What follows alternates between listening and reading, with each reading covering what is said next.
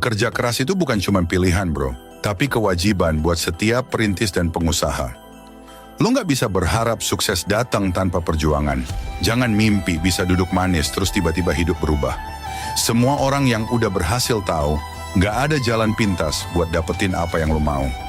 Lo harus siap ngelewatin malam-malam panjang tanpa tidur buat ngejar apa yang lo percaya. Orang sukses nggak lahir dari zona nyaman. Mereka berani keluar dari rasa nyaman, ngambil risiko besar, dan siap ngerasain